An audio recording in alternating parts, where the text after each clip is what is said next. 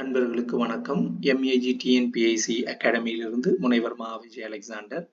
மனித உரிமை ஆணையம் பற்றிய ஒரு பார்வை.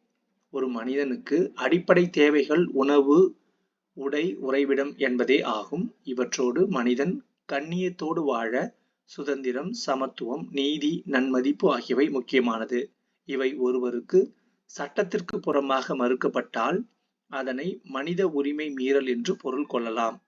இரண்டாம் உலகப் போர் முடிந்ததும் ஐக்கிய நாடு சபை 10/12/1948 உலகளாவிய மனித உரிமை பிரகடனத்தை வெளியிட்டது.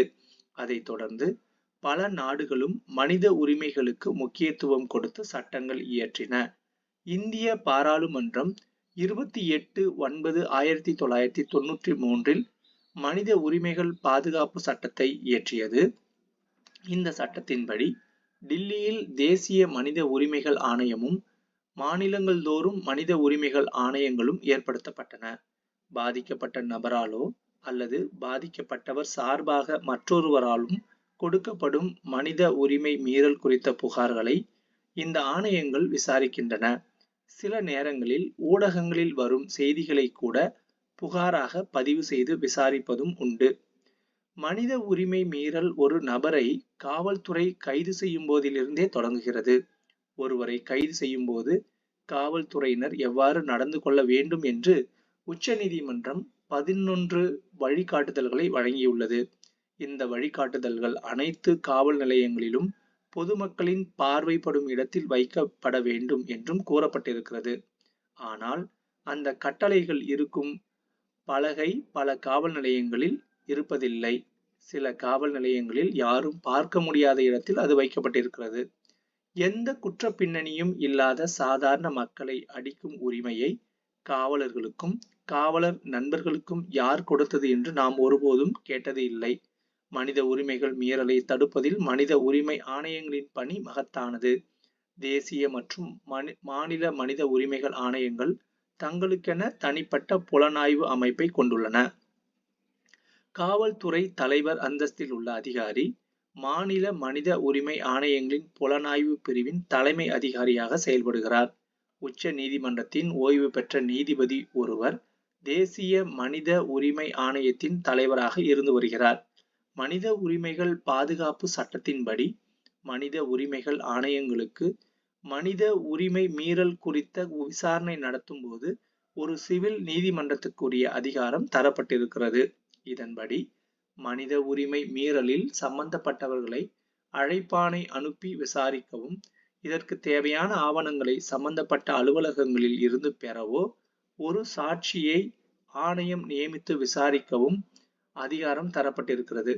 எந்த ஒரு நீதிமன்றத்தின் முன்பும் மனித உரிமை மீறல் குறித்த விசாரணை நடைபெறும் போது அவ்வழக்கில் அந்நீதிமன்றத்தின் அனுமதியுடன் மனித உரிமை ஆணையம் தலையிடலாம். இந்த ஆணையம் இடைக்கால நிவாரணத்தை பாதிக்கப்பட்டவர்களுக்கு வழங்க அரசுக்கு பரிந்துரை செய்யலாம். பெயர் இல்லாத அல்லது தெளிவற்ற அல்லது சிறிய அற்பமான புகாரை முதல் நோக்கிலேயே இந்த ஆணையம் தள்ளுபடி செய்துவிட முடியும். அதுபோன்று சொத்துரிமைகள், ஒப்பந்த கட்டுப்பாடுகள் குறித்த வழக்கு, பணி விஷயங்கள் அல்லது தொழிலாளர் வழக்குகள், நீதிமன்றம் மற்றும் அல்லது தீர்ப்பாய முன்பு பரிசீலனையில் உள்ள விஷயங்கள், மனித உரிமை மீறல் இல்லாத விஷயங்கள், ஆணையத்தின் அதிகாரத்திற்கு அப்பாற்பட்ட விஷயங்கள் ஆகியவற்றை முதல் நோக்கிலேயே மனித உரிமை ஆணையம் தள்ளுபடி செய்யலாம். தேசிய மனித உரிமைகள் ஆணையம் காவல்துறையினருக்கு சில வழிகாட்டுதல்களை வழங்கியுள்ளது.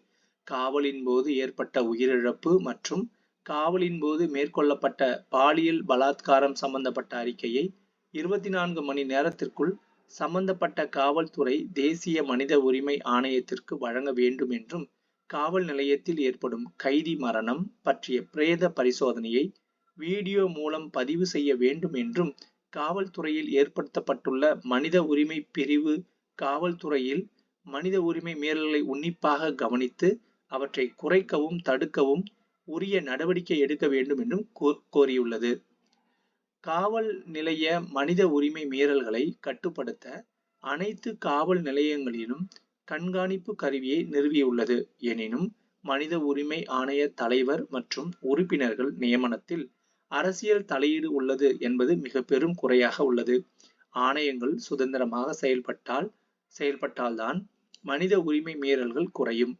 காவல்துறையில் உள்ள அதிகாரிகளை இடம் மாற்றி மனித உரிமை ஆணையத்தின் புலன் விசாரணை அதிகாரியாக நியமிப்பதால் மனித உரிமை மீறல்கள் சுதந்திரமாக விசாரிக்கப்படுவதில்லை என்றும், மனித உரிமை ஆணையங்கள் அரசு அலுவலர்களின் மீறல்களை மட்டுமே விசாரிக்கிறது என்றும், இராணுவத்தில் நடக்கும் மனித உரிமை மீறல்களையும் தனியார் துறைகளில் நடக்கும் மனித உரிமை மீறல்களையும் விசாரிக்கும் அதிகாரம் மனித உரிமை ஆணையங்களுக்கு தரப்பட வேண்டும் என்றும் மனித உரிமை ஆர்வலர்கள் தொடர்ந்து குரல் கொடுத்து கொண்டிருக்கின்றனர்.